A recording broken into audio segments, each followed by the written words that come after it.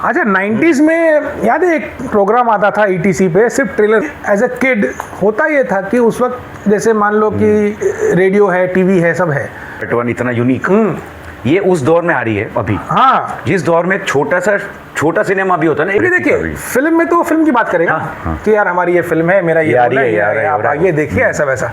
उनको तो अवार्ड देना चाहिए। सरोगेट मार्केटिंग कर रहे हैं बहुत अच्छी तरह से, ध्रुव राठीज को, नहीं सब सो कॉल्ड क्रिटिक्स को, लेफ्ट विंग।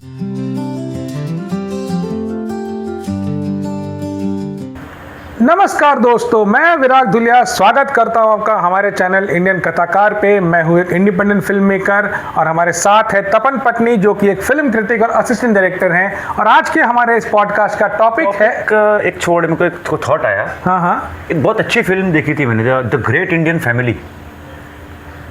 और स्टोरी क्या है बताना। हिंदू परिवार है, हाँ, और उसका जो सबसे बड़ा बेटा है वो लीड सिंगर है, भजन कीर्तन करता है, मंदिरों में गाते हैं वो लोग, मंदिरों में गाते हैं, सालों से गा रहे हैं। हाँ। और थोड़े टाइम के बाद मालूम पड़ता है कि वो लड़का जो है वो तो एक्चुअली मुस्लिम में पैदा हुआ था, उसको तो गोद लिया गया है। क्या फिल्म थी यार, 30-40 साल पुरानी फिल्म होगी। अब 2024 में आई है, विकी कौशल हीरो है उसके अंदर। क्या यश राज ने प्रोड्यूस की है। क्या यू नो वो तो फिल्म मेकर विजय कृष्ण आचार्य, क्या धूम का डायरेक्टर। क्या बात कर रहे हैं, ये अभी फिल्म आई 3 साल पहले। ये फिल्म कैसे पता नहीं, मतलब आके चली गई ऐसे कैसे, पता नहीं कैसे हुआ ये, बता कैसे हुआ, तू बता। पीआर स्ट्रेटेजी, मतलब फिल्म का कोई पीआर ही नहीं हुआ, प्रमोशन ही नहीं हुआ, लोगों को पता ही नहीं फिल्म का, भाई फिल्म बहुत अच्छी बनी है। हाँ, मतलब प्रमोशन नहीं तो फिल्म नहीं। ये क्या है, ये टॉपिक है हमारा आज का, यही हमारा टॉपिक है। वैसे मैं एक बात बताऊं, हाँ मैंने ये फिल्म देखी है। मैंने ये फिल्म देखी है, बट जी हाँ दोस्तों, आज का जो हमारा टॉपिक है वो ये है कि जब एक फिल्म बनती है, रिलीज होती है, तो उसके बाद दर्शकों तक लाने के लिए उसको प्रमोट करना, उसका पीआर करना कितना जरूरी है या नहीं है, या उसका क्या असर होता है फिल्म के बिजनेस पे, फिल्म के रिसीविंग पे, सब पे। तो अगर यही बात हो रही है तो 12th फेल का क्या प्रमोशन हुआ है? कुछ नहीं, कल्ट सिनेमा है ना, क्रिटिकली एंड कमर्शियली बोथ।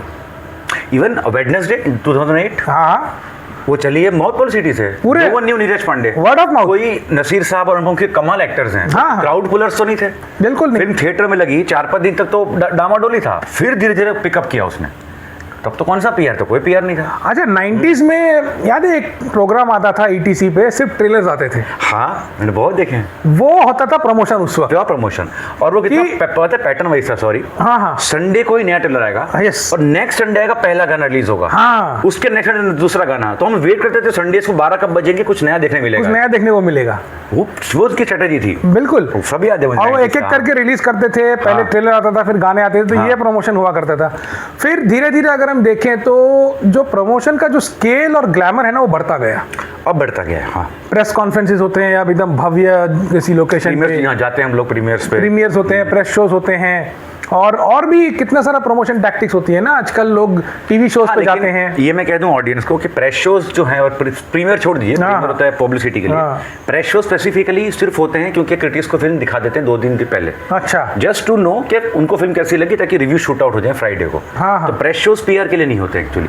अब वो भी हो चुके हैं, बिकॉज वो बुलाते हैं इन्फ्लुएंसर, जो काम नहीं वो भी आ जाते हैं, घुस जाते हैं फिल्म देखने। बट प्रैक्टिकली हमको फिल्म से दिखाते हैं कि हम फिल्म के बारे में बात करें। हाँ, वो जो चाय समोसा क्रिटिक्स हैं, वो चाय समोसा वाले जो सिर्फ हमें टाइम पास करने आते हैं, हाँ, उनकी बात अलग है। उनको तो क्या फिल्म देखने को मिल गई, चाय समोसा खा लिया तो वो तारीफ ही करते हैं। वो भी गलत है, वो एक्चुअली गुमराह कर रहे हैं ऑडियंस को। इनफैक्ट एक बहुत ही फेमस क्रिटिक हैं और बहुत अच्छे रिव्यूज लिखते हैं, वो उन्होंने इस बात पे लिखा भी था।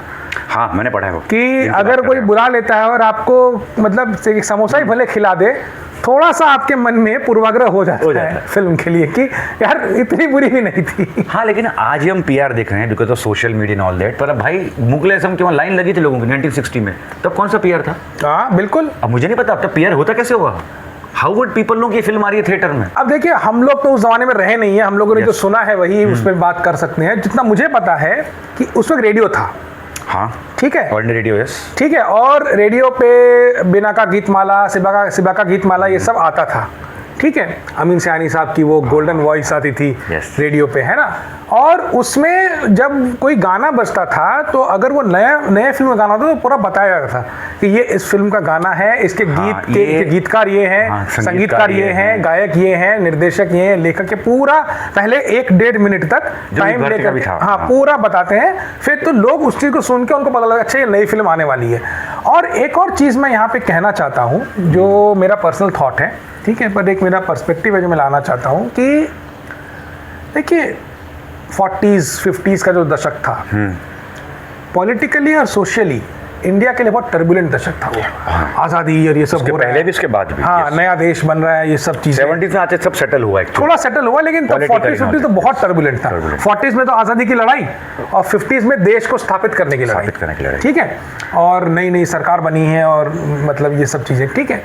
तो उस वक्त ना लोगों में भी एक तरह का तनाव था जीवन में, एक वो था कि मतलब हाँ, तब यूनिवर्सिटीज कॉलेजेस उभर आ रही थी, जो यंगस्टर्स थे वो कहाँ पढ़ेंगे, कैसे पढ़ाई करेंगे, और हम लोग एज अ नेशन हम अपनी आइडेंटिटी ढूंढ रहे हैं as a young sovereign nation in the modern world, biggest democracy in the world. हाँ, हम अपनी आइडेंटिटी ढूंढ रहे थे। तो ऐसे में ना सिनेमा उस वक्त that became the biggest escape route for people, और उस वक्त that was the only route. तो इसलिए भी क्या होता था ना कि लोग अगली फिल्म का वेट करते थे क्योंकि दूसरे को था ही नहीं उनके पास, इसलिए कंपेयर टू टुडे आज आप गेम्स देखने जा सकते हो, स्पा में जा सकते हो, किसी आप नाटक वगैरह देखने मॉल में चले घूमने, वेकेशन पे चले गए, मोबाइल पे है, टीवी है, इंटरनेट, OTT, ये वो सब एवेन्यूज बढ़ चुके हैं, बहुत सारे अलग। क्रिकेट का कितना क्रेज हो गया, तब क्रिकेट का इतना क्रेज नहीं था, सुनते थे रेडियो बस, हाँ, बस उतना क्रेज नहीं था क्रिकेट का, मैच ही खेली जाती थी।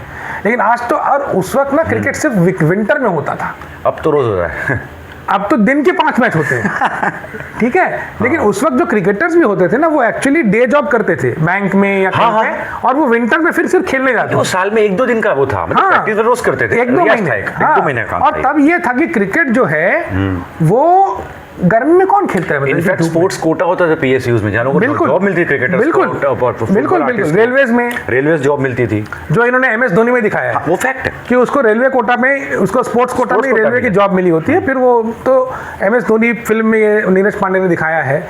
तो ये सब चीजें हैं, मतलब कि तो मेरा ये मानना है कि 40s 50s में ना the word cinema itself was a marketing for them, it was new as a society. हम एक पूरे नए, अच्छा इसमें मुझे एक चीज याद आ रही है, सोचो जरा क्या रहा होगा उस समय का अनुभव जब पूरी दुनिया में पहली बार कहीं पे एक फिल्म चली होगी। कहीं तो हुआ होगा ना कि एक फिल्म पहली बार कहीं चली है। It was invented in France और जर्मनी, फ्रांस में 1893 की बात है ये। ओह अच्छा, ठीक है, लेकिन कहीं भी हुआ हो, लेकिन आप सोचो मूविंग इमेजेस पहली बार देखी एज अ थिंकिंग पर्सन, ये कैसे हो गया कि हमारी सोसाइटी में पहली फिल्म कहीं तो चली होगी। तुमने भी देखी होगी बचपन में वो फिल्म है 3D में उर्मिला वाली, फर्स्ट टाइम पता चला 3D क्या होता है। यस छोटा चेतन। तो अब तुम बच्चों की तरह पागल हो, थिएटर में हो रही है और हम पर तो नहीं आ रही, पता नहीं 3D क्या होता है। 3D क्या होता है, फर्स्ट टाइम देखी थी हमने। इनफैक्ट एक बहुत ही इंटरेस्टिंग वाक्य है जो मैं शेयर करना चाहता हूँ। अब ये पता नहीं कितना हिस्टोरिकली एक्यूरेट है, लेकिन जितना मैंने जो पढ़ा है उससे मुझे पता लगता है कि फ्रांस के एक कमरे में उन्होंने पहली बार ऐसे फिल्म को शूट की थी और वो दिखाने के लिए लोगों को बुलाया कि आओ कुछ नया दिखाते हैं तुमको। तो वो उस जमाने में बहुत सारी नई नई चीजें इन्वेंट हो रही थी, तो लोग सोचे अच्छा कुछ नया आया, चलो कुछ देखने को मिलेगा। तो वो लोग ये कोई पेंटिंग होगी या ऐसा कुछ होगा देखेंगे। उन्होंने देखा कि एकदम पर्दा खुला और कुछ चलने लगा, मतलब तस्वीरें चल रही हैं, तस्वीरें चल रही हैं, बोल रही हैं, आवाजें आ रही हैं। ठीक है, फिर उसमें एक सीन उन्होंने ऐसा लिया था कि ऐसे दूर से ट्रेन आ रही है और पूरा कैमरा की तरफ ट्रेन आ रही है, तो दर्शकों को लगा ट्रेन उनके ऊपर आ रही है, वो उठ के कमरा छोड़ के भाग गए कि ट्रेन हमारे ऊपर चढ़ जाएगी, क्योंकि हुआ इतना नया अनुभव उनके लिए, totally new. As a human civilisation आप उस समाज का हिस्सा हो और आपको बुलाया गया, आपको कैसा लगेगा? फिर बाहर जाके कैसे बताएगा दोस्तों, कोई मान भी नहीं रहा होगा, चल ऐसा थोड़ी होता ट्रेन दीवार से निकल के आती है। वो उनका पीआर था, वो उनका पीआर था कि ये देखो ये नई चीज आई है सोसाइटी में। जैसे अब हम लोग जब थोड़े से हमने होश संभाला, हमने VR के बारे में सुना, वर्चुअल रियलिटी, कि आप ऐसा एक यहाँ पे पहन लो फोन जैसा और आपको सब चीजें एकदम सामने, तो वो हमारे लिए वो पीआर था। कि उनको कुछ ज्यादा करना नहीं पड़ा उसके लिए, लोग ऐसे ही जस्ट एक्सपीरियंस लेने के लिए VR हेडसेट वगैरह ले आए, सब ले लिया बच्चों ने, सबने कितना कुछ किया, राइट। जब वीडियो गेम्स नहीं आई थी, तो कोई भी चीज नई जब आती है सोसाइटी में तो उसका पीआर ऑटोमेटिकली होता है, लेकिन फिर वो जब पुरानी हो जाती है, सोसाइटी में स्टेबल हो जाती है, तब ज्यादा प्रमोशन करना पड़ता है, क्योंकि आपको डिस्टिंक्टिव रहना है। और आज इतना डिफिकल्ट क्यों हो गया है, इसकी दो बातें हैं।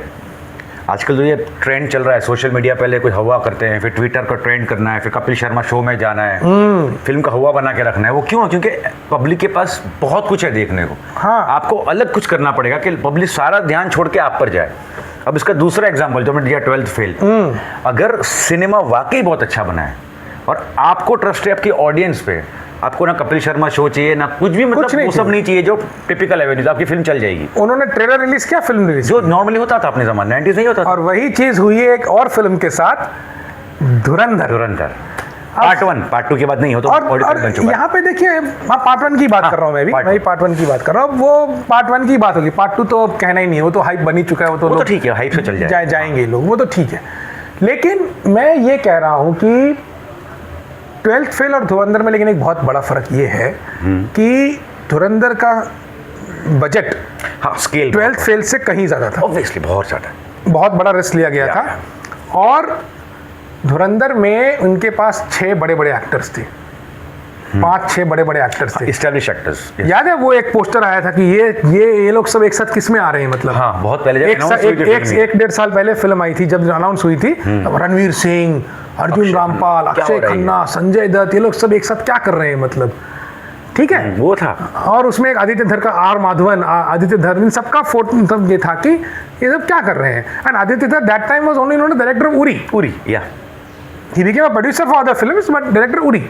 हाँ, वो से प्रोड्यूसर बना, फिल्में अच्छी हैं, बट एक कल्ट कमर्शियल हिट वैसा जो टैग था वो नहीं था। ठीक है, अब धुरंधर में इतना बड़ा एंसेंबल स्टार कास्ट है आपके पास, इतना बजट है, फिर भी उन्होंने प्रमोशन नहीं किया, जीरो प्रमोशन, प्रेस शो तक कैंसिल कर दिया।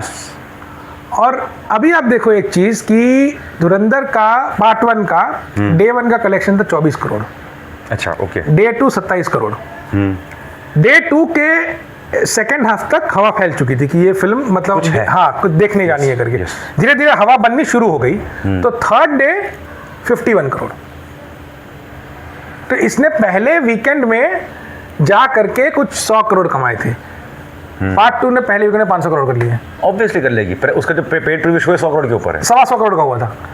ठीक है, नाउ अब इसमें कौन सा प्रमोशन हुआ है? ऑफ कोर्स इसमें बहुत सारे उन लोगों ने प्रमोट किया है जो फिल्म के पीछे पड़ गए हैं, वो उनको तो अवार्ड देना चाहिए। सरोगेट मार्केटिंग कर रहे हैं बहुत अच्छी तरह से, ध्रुव राठी को नहीं, सब सो कॉल्ड क्रिटिक्स को, लेफ्ट विंगर, भाई तुम जितनी बुराई करोगे, जितनी तुम बुराई करोगे लोग और दिखने आएंगे। अच्छा, कुछ लोग इसलिए जा रहे हैं कि इसने बुराई की तो मैं जरूर देखूंगा। दूसरी, अच्छा ये इतनी बुरी फिल्म है क्या, ये इतनी प्रोपेगेंडा है, पक्का देखूंगा। इतनी क्यूरियोसिटी में लोग जा रहे हैं। अब क्यूरियोसिटी में जाओ या किसी भी मकसद जाओ, टिकट तो खरीद लिया ना आपका। तो मुझे क्यों लगता है पता है, धुरंधर एग्जांपल पार्ट 1 इतना यूनिक, ये उस दौर में आ रही है अभी। हाँ, जिस दौर में एक छोटा सिनेमा भी होता है ना, एक वेब शो भी आता है, उसका भी प्रमोशन, मतलब हर जगह होर्डिंग, आप बॉम्बे में देखते हो होर्डिंग लग जाते हैं, सब जगह होर्डिंग लगते हैं। अरे वो लोग प्रीमियर शो तक रखते हैं, मैंने खुद देखे प्रीमियर शो।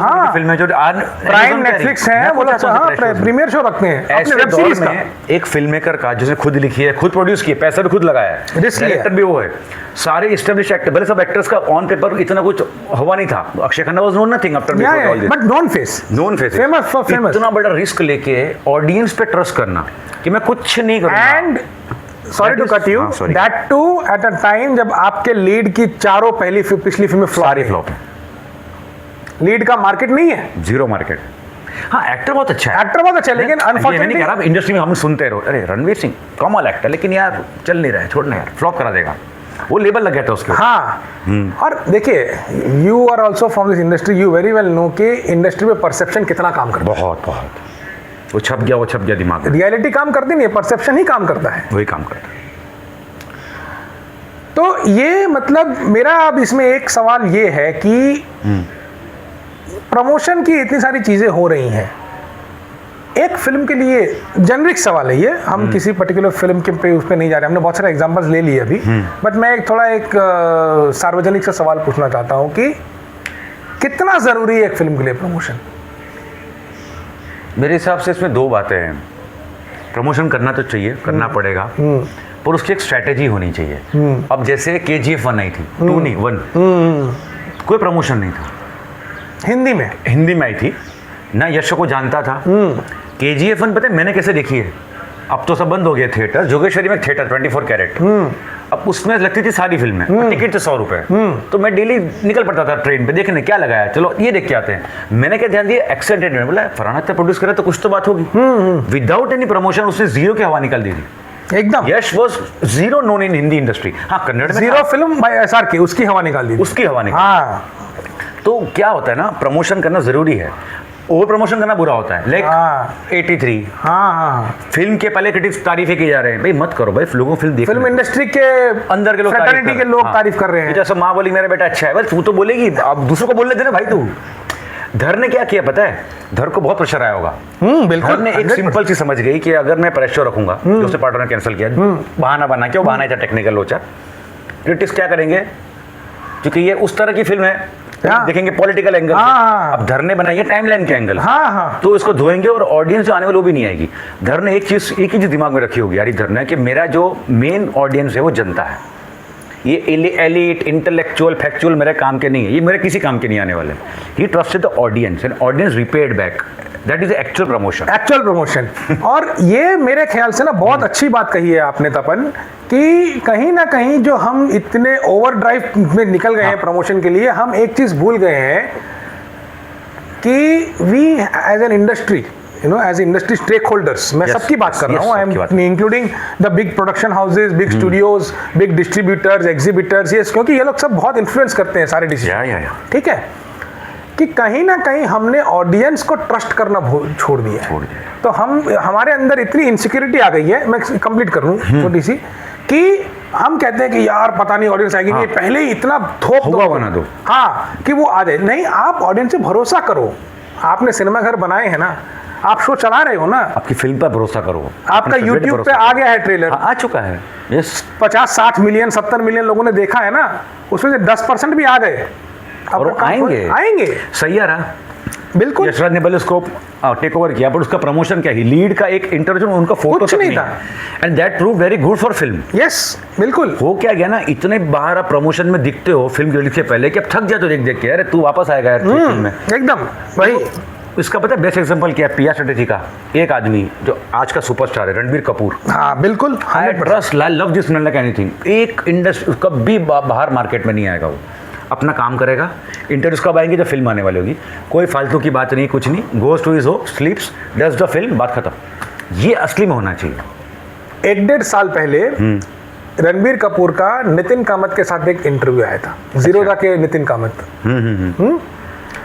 और वो interview, I think that was the only interview of Ranbir Kapoor which has come outside of his film circle, distribution release cycle. अच्छा देखना पड़ेगा, not seen actually. It's a very long interview. होगा या 1.5-2 घंटे का interview है, and it is like two bros just chilling out and talking. Interview भी नहीं है वो, वैसा होना चाहिए एक्चुअली, मजा आता है देखने में। ठीक है, and in that you get to see Ranbir Kapoor as a person, not the star, not the actor. I love that interview more. क्योंकि इंटरव्यू भी ऐसा, क्योंकि देखिए फिल्म में तो वो फिल्म की बात करेगा कि यार हमारी ये फिल्म है, मेरा ये रोल है, आप ये देखिए ऐसा वैसा, बट वहां पे यू गेट टू सी कि ये आदमी सोचता क्या है, ये पढ़ता क्या है, ये जिंदगी को कैसे देख रहा है। फिलोसॉफिकल इंटरव्यूज होते हैं, तो वो बहुत इंटरेस्टिंग इंटरव्यू है, ठीक है, and that is I think the only interview of him where he is talking as a human being, मतलब not like in a negative sense, मतलब एज अ पर्सन, एक इंसान की तरह। कुछ इंटरव्यू अनुभव चोपड़ा ने लिए हैं, ऋतिक के, शाहरुख के, तो ऋतिक का जो फिलोसॉफिकल साइड है दुनिया का, अनुभव चोपड़ा का interview, I love that interview a lot, बहुत अच्छा इंटरव्यू। ऋतिक जो समझा रहा है, ये ऋतिक रोशन है, कितना डाउन टू अर्थ बंदा है, उसकी जिंदगी को लेकर क्या है, फ्लॉप्स क्या फिलॉसफी है, बिल्कुल बिल्कुल, जिंदगी की उसके फलसफा क्या है, ये एक्चुअल इंटरव्यूज हैं। अब इसका भी PR नहीं होता है, PR किस इंटरव्यू से होता है, या वो फिल्म की बात कर रहे हैं या उन्होंने कोई कंट्रोवर्सी कर दी है, खैर इसमें तो हम बात कर ही चुके हैं कंट्रोवर्सी के ऊपर। PR गेम हमेशा रहेगा, बिजनेस हो, फिल्म हो। हाँ, इससे मुझे एक और याद आया कि कुछ PR कंपनीज ना जानबूझ के कंट्रोवर्सी क्रिएट करती है फिल्म के आसपास। हाँ, they are paid for it. ये भी फिल्म को हार्म करती है, क्योंकि अब जनता समझ गई है, अच्छा फिल्म आ रही है इसलिए कंट्रोवर्सी क्रिएट की जा रही है, लोग समझ गए हैं। अब इसमें पता क्या नेगेटिविटी आती है, जैसे मान लो मुझे एक फिल्म देखने का मुझे चस्का है कि नहीं ये फिल्म जाऊंगा थिएटर में, जब भी आएगी तब मुझे बड़ा अच्छा लगा ट्रेलर, और वो फालतू कंट्रोवर्सी आती है, तो मेरे दिमाग क्या आता है पता है, फिल्म पक्का खराब होगी तब ये चलाने के लिए कुछ भी कर रहा है। एग्जैक्टली। ऐसे मैटर में अगर फिल्म अच्छी भी हो ना तो मेरा मन खट्टा हो जाता है। तो आप एक्चुअली उल्टा पीआर करके अपने नुकसान कर रहे हो, बिल्कुल कहीं ना कहीं।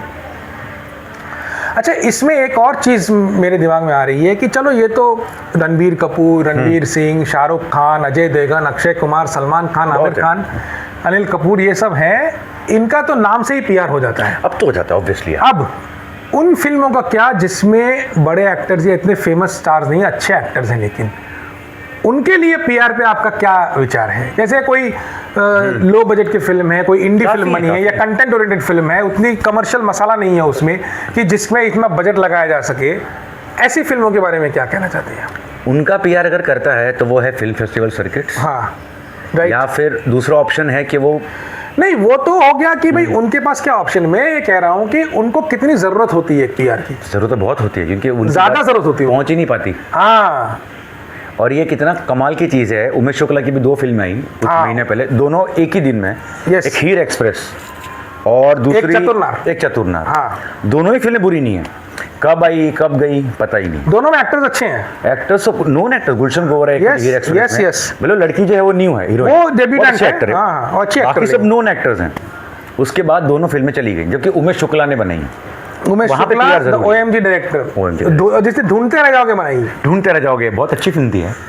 फर्स्ट अच्छा, ढूंढते रह जाओगे भी वो आई और गई, पता नहीं चला लोगों। हाँ, मैं थिएटर में देखी है क्योंकि तब कुछ था कि चलो देख के आते। हाँ, लेकिन वो फिल्म कॉन्सेप्ट बहुत ही अतरंगी है, बहुत अतरंगी कॉन्सेप्ट कि एक स्ट्रगलिंग फिल्म मेकर और एक सीए तो सीए अपना दिमाग लगाता है, वहाँ पीआर चाहिए। हाँ, तो वहाँ पे ऐसी फिल्मों के लिए पीआर बिल्कुल चाहिए होता है। एक इंडिपेंडेंट फिल्म मेकर्स के लिए मुश्किल है अभी भी, क्योंकि उनके पास ना बजट्स नहीं होगा। यस, और ऐसा कुछ उनके पास है नहीं करने के लिए कि वो कुछ कर पाए। और ना इसमें एक और चीज़ होती है, पता है क्या, शो टाइमिंग्स। जो इंडिपेंडेंट फिल्में होती है ना, उनको इतने ऑब्सक्योर टाइमिंग दिए जाते हैं। अब आप मेरे को एक बात बताओ, ऑलरेडी आपके फिल्म में ऑडियंस का आने का चांस कम है बिकॉज कोई अट्रैक्टिंग फैक्टर नहीं है, सो कॉल्ड। यू नो, सबको पता है कि ये फिल्म कमर्शियली उतनी मसाला नहीं है उसमें, और जाएंगे देखने अगर अच्छी लगी तो वैसा वाला सीन है। आप उसका अगर सुबह 8 बजे शो रखोगे तो वैसे ही कोई नहीं आएगा ना, या रात को 11 बजे। उसको मेरे ख्याल से ना दिन के शो दिए जाने चाहिए। और दूसरा, ऐसी फिल्मों को एक और काम क्योंकि अच्छा आप धुरंधर जैसी फिल्म की रात के 12:30 शो रख दो, वो जाएंगे लोग देखने के लिए। धुरंधर के 24 घंटे के शो लगे हैं। हाँ, वो 24 घंटे फिल्म चल रही है, नहीं, वो जाएंगे लोग, जाएंगे। मैं खुद गया हूँ रात को। लेकिन अगर कोई ऐसी ऑफबीट सी फिल्म है जो आई है, अब जैसे यही देख लीजिए, एक चतुरनार, इट्स ऑफबीट फिल्म, राइट। अब उसमें इतना अच्छा डायरेक्टर है उसके पीछे, तो उसका मेरे ख्याल से आप 2 बजे 3 बजे 4 बजे शो रखो ना, आपको मिलेगा ही नहीं शो उसका। आपको या तो मिलेगा सुबह 9 बजे का शो, या रात का 10 बजे का शो, 11 बजे का शो। अब एक प्रैक्टिकल चीज़ है कि आप अगर किसी मुंबई जैसे शहर में रह रहे हो, आपको 12 बजे रात को कुछ नहीं मिलेगा घर जाने के लिए वापस। या तो आपका अपना खुद का व्हीकल हो तो फिर आप जाओ लेकर के देखने के लिए। अब सबके पास तो नहीं होगा ना, सबके पास प्रैक्टिकली पॉसिबल नहीं। जिस समाज के जिस तबके पे आप रिलाई कर रहे हो कि आपकी फिल्म आके देखे, हाँ, उनके पास वो पब्लिक ट्रांसपोर्ट पे डिपेंड करते हैं। आपको ये समझना है, as a see it's a business sense, it's a business sense, जिसमें कोई एलिटिज्म क्लासिज्म वाली बात नहीं है कि यार तुम्हारे फिल्म में बड़े एक्टर नहीं है। बॉम्बे जैसी सिटी हो ना, आप और मैं भी हैं, ले नहीं सकते 2 व्हीलर गाड़ी, बिल्कुल, लेकर करें क्या ट्रैफिक में? हाँ, क्या करेंगे? ट्रेन घूमोगे, 2 व्हीलर घूमते रहोगे, कुछ नहीं करोगे। इतना ऑकवर्ड सिटी, कोई मेट्रो स्टेशन, मेट्रो सिटी बड़ा कि easiest mode is buses, trains, ट्रैम्स और मतलब रिक्शाज एंड ऑल दैट। बिल्कुल। तो हमारे लिए फिल्में देखना इसलिए मुश्किल हो जाता है। हाँ, वो सिर्फ 3 घंटे की फिल्म नहीं, हमारे लिए 6 घंटे की फिल्म, 6 घंटे की फिल्म है, किसी के लिए भी, फॉर एवरीवन। अगर कोई खुद का ही व्हीकल लेके आ रहा है तो अब किसी का अगर मान लो कि खुद का व्हीकल है भी, वो अगर वो शो रात को 12:30 1 बजे खत्म हो रहा है, वो 2 बजे अपने घर पहुंच के अगले दिन का काम भी तो देखना है। तो ये, या फिर ऐसा हो कि आपकी फिल्म का इतना पोटेंशियल हो, हाँ, कि उसमें स्टार की रिक्वायरमेंट ना हो। ये पहले होता था, मल्टीप्लेक्स आने के बाद कम हो गया है। यस, जब वेडनेसडे लगी थी 2008 में, तब तो मल्टीप्लेक्स कल्चर शुरू हुआ था, इतना नहीं था। तब तक सिंगल बहुत सिंगल स्क्रीन। तो क्या पता क्या हुआ, 3-4 दिन ये फिल्म को इतना ट्रैक्शन नहीं मिला, बट जो ऑडियंस देख के आई थी उन्होंने इसको बहुत प्रोसीड किया कि फिल्म तो यार कमाल बनाई नीरज पांडे ने, कौन है, मुझे याद है लेकिन वो क्यों चली? हाँ। टिकट के रेट क्या थे तब? 20, 25, 50, 100, बालकनी 80 रुपए, 40 रुपए, 70-80। अब अगर आज वेडनेसडे लगे 1.5 घंटे की फिल्म, टिकट का रेट 500 रुपए है, तो मैं 1.5 घंटे क्यों देखने जाऊंगा? I will go in OTT. हाँ, प्रॉब्लम ये भी हो गया कि पीआर तो ठीक है, उसका एक बैलेंसिंग भी होना चाहिए, हाँ बहुत जरूरी है वो। आज पूरा ये जंगली घोड़ा बन गया है आजकल। हो ये रहा है कि अगर कोई फिल्म में बहुत बड़ा स्टार कास्ट है, अच्छा स्टार कास्ट है, ठीक है, फेमस सब एक्टर्स हैं, कमर्शियल एक्टर्स सब हैं, तो जितने की वो फिल्म बनती है लगभग उतने के लोग प्रमोशन कर देते हैं। अब उसमें क्या होता है कि आपका रिकवरी उतना मुश्किल हो जाता है, हो गया नहीं, आपका कॉस्ट बढ़ चुका है, हाँ, और फालतू बढ़ा है cost. And see this happened with Hindi remake of Vikram Vedha. Vikram Vedha, I feel very bad about it. वो फिल्म का कलेक्शन बुरा नहीं है, उसने रिकवर कर लिया था कॉस्ट, लेकिन क्योंकि वो इतना खर्च कर चुके थे तो फिल्म के टेक्निकल फार्मूले के हिसाब से वो फिल्म फ्लॉप में आ गई।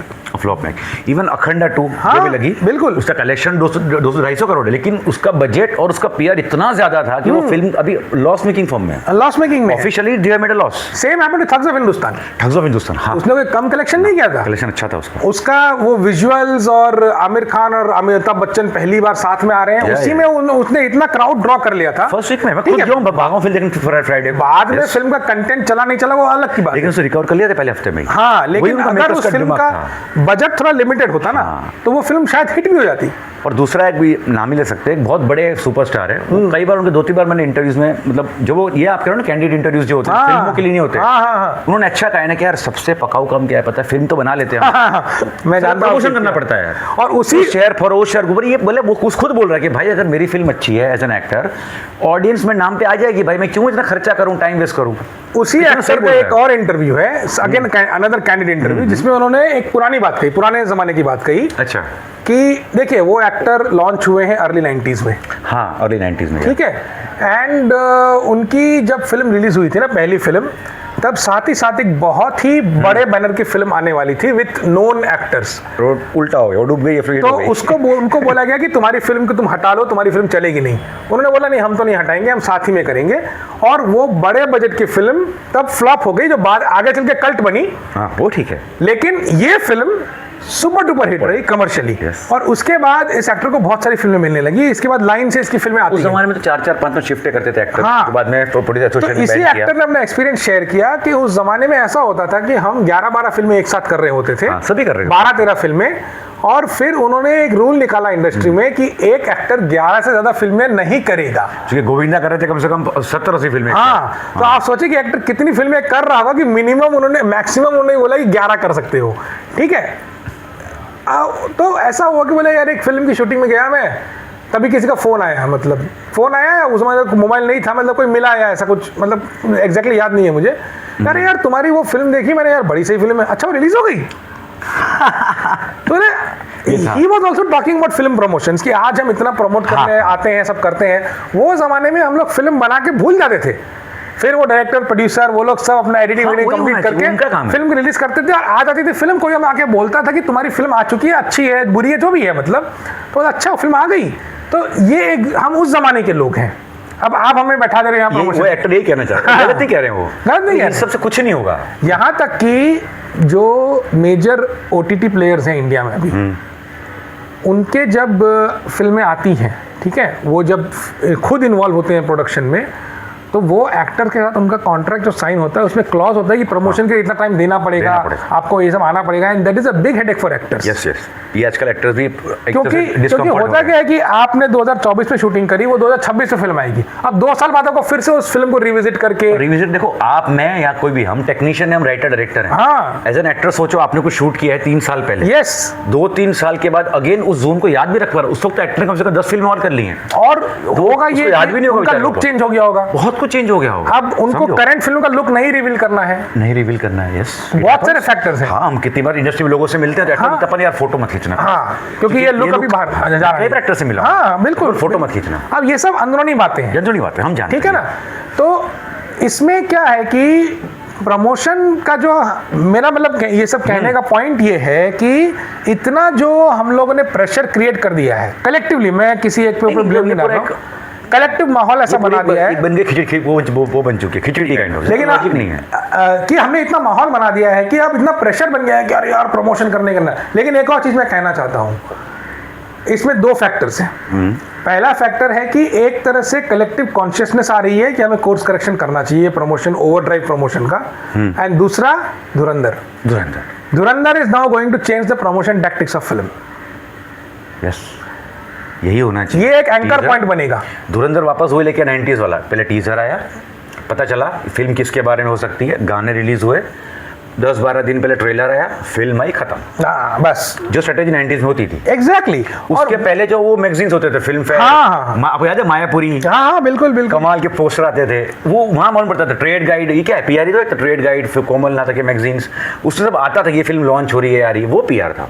अब देखिए, see you are more of a 90s kid, I am little bit of an 80s kid also. ठीक है, थोड़ा सा एक मुझे 80s का भी एक होश है। 90s में होश में आया। हाँ, होश संभला 90s में। अब 80s में मुझे याद है कि एज अ किड होता ये था कि उस वक्त जैसे मान लो कि रेडियो है, टीवी है, सब है, लेकिन फिर भी ना पता मार्केट से चलता था ये फिल्म रिलीज हुई है, जाके देखनी है। पोस्टर से मालूम पड़ता था हमको तो, पोस्टर से, लोगों की बातों से भी। हाँ, तो उस वक्त जो वर्ड ऑफ माउथ जो पब्लिसिटी होती थी ना, वो रियल होती थी, वो रियल, फेक नहीं थी। हाँ, वो क्रिएटेड नहीं थी। बिल्कुल। अगर अच्छी होगी तो लोग सामने से बोलेंगे। अरे मैं कितनी बार, जब बच्चे थे हम लोग, जब वो जैसे कोई फिल्म आई, तो जैसे मैं एक फिल्म आई थी जुड़वा, 97 में, तो मतलब तब तो साइकिल लेके जाना बहुत बड़ी बात थी। मैं पूरा पूल क्रॉस किया, फिल्म देखी, मुझे इतनी अच्छी लगी, बोले अच्छी फिल्म है यार, कॉमेडी गाने वाने, मजा आता। सब दोस्तों को बोल दिया स्कूल में मैंने, जुड़वा देख, तो वापस हम देखने चले गए। तो वो मेरा अपना पीआर था, क्योंकि तब यही था, माउथ पब्लिसिटी, यार फिल्म अच्छी, देखने चल। अरे मुझे याद है मेरे स्कूल के दिनों का एक किस्सा, करण अर्जुन रिलीज हुई थी। हाँ, 95 की बात है। और स्कूल में रिसेस हुआ था तब, तो हम लोग अपना टिफिन विफिन कर रहे थे सब स्कूल में जो भी, तो मेरा दोस्त मेरे साथ खड़ा था, तो मैंने उसको पूछा, तूने देखी क्या करण अर्जुन? उसको पता था कि करण अर्जुन रिलीज हो चुकी है, शाहरुख और सलमान की फिल्म रिलीज हो चुकी है, इतना टीवी में देख लिया था, गाने आ गए थे वगैरह, तो जी टीवी आता था। हाँ, तो ये तब केबल टीवी आ चुका था तब, तो पता था कि हाँ गाने इसके आ गए हैं, फिल्म आई है और ये है फिल्म। तो बोलता है हाँ यार देख ली, उतना मज़ा नहीं आया, बोलता है। मैंने कहा क्यों, अच्छी नहीं है फिल्म? ठीक है, फिल्म वो सब पुनर्जन्म वगैरह दिखा दिया है। मैंने कहा अच्छा। फिर मैं देखने गया फिल्म, मुझे अच्छी लगी, मजा आया, फिल्म मतलब एंटरटेनमेंट है, मसाला है देखने में, हाँ, फिल्म ठीक है। लेकिन ये उस जमाने का पीआर था, हाँ, एक तरह का, और वो रियल पीआर। आज जो फेक हो रहा है ना, वो फेक नहीं था। और सिर्फ दोनों में फर्क है। पहले भी है ना, फिल्म मेकर प्रमोट करते थे, जैसे विद भारती का साउंड शो आएगा, पर वो फेक पब्लिसिटी नहीं थी। वो क्या करते थे, रिलीज हो रही है, जैसे मैं यूनुस खान बोल रहा हूँ, ये फिल्म आएगी, इसके ये कथाकार है, ये गाना है, ये वैसा है। वो पीआर क्या होता था कि बताते, वो तो इन्फॉर्मेशन थी। वो देखिए लेट 90s जो हैमरिंग हो रहा है ना, हाँ, वही वो ओवर हैमरिंग कर रहे हो आप, जो फोर्स्ड पीआर और ऑर्गेनिक पीआर। और ऑडियंस बेवकूफ नहीं, इसको पता है, ऑडियंस को पता है। देखिए एक जमाने में कोमल नाथा जी, करुणाकर जी, ये लोग भी करते थे ना पीआर वगैरह, इनका हम तो इन्फॉर्मेशन देना। हाँ, तो अब देखो तरुणादर्श जी आज भी एक पोस्ट लिख दे तो पीआर हो जाए फिल्म के लिए, जिनको तरुणादर्श लिख रहे हैं, हाँ ऑब्वियसली, क्योंकि उनका एक ऑफिशियल अनाउंसमेंट आता है उनकी तरफ से कि ये अनाउंसमेंट कर रहे हैं। हाँ, ये फिल्म अनाउंस हुई है, अगर तरुणादर्श के सोशल मीडिया हैंडल से, अच्छी भी है बुरी भी है, तो वो अनाउंस कर रहे हैं, हाँ, उसको प्रमोट नहीं कर रहे हैं। हाँ, नहीं, मैं ये कह रहा हूँ कि तरुणादर्श के ऑफिशियल सोशल मीडिया हैंडल से अगर पर्टिकुलर फिल्म अनाउंस हुई है, मतलब वो ऑथेंटिक है, ऑथेंटिक, हमें इतना पता है। यस यस यस, एक सिक्का लग जाता है, ऑथेंटिक है कि ये अब आ रही है, और बहुत बड़ी बात है, बहुत बड़ी बात है करना। तो ये देखिए, ये सब इन्होंने इतने वर्षों से काम करके एक अर्न की हुई क्रेडिबिलिटी है ना इनकी, जिसकी वजह से लोग कह रहे हैं कि नहीं यार, तरुणादर्श बोल रहे हैं, कोमल नाथा बोल रहे हैं, तो हम इसको मान लेंगे। ठीक है, तो ये भी एक पीआर है। तो ये उनकी, हाँ, तो मेरे ख्याल से अब हम कंक्लूड करते हुए यही कह सकते हैं कि पीआर जरूरी है, लेकिन ये फोर्स्ड ओवरड्राइव जो है ना पीआर का, वो एक्चुअली फिल्म को हार्म ज्यादा करता है और फायदा कम कराता है। मेरा फाइनल कंक्लूजन ये रहेगा कि हर strategy film to film differ होनी चाहिए। हाँ, अगर मेरी फिल्म एक जैसे संजय लीला भंसाली, हाँ, अब उनकी फिल्म आएगी लव एंड वॉर या व्हाटएवर, तो क्या उनको पीआर की जरूरत है? नहीं जरूरत है ना। अब वो उसमें ओवर पीआर करे, बार बार इंटरव्यूज देते रहे, तो लोग कहेंगे कि इनको खुद अपनी फिल्म, Rajkumar Hirani, you know these directors, Rajamouli साहब, वो क्या करे, राजा मौली ने क्या किया, वाराणसी का टीजर रिलीज कर दिया, अब शांत हो गए। अब जो फिल्म आएगी तो ट्रेलर रिलीज करेंगे, वो अलग बात है।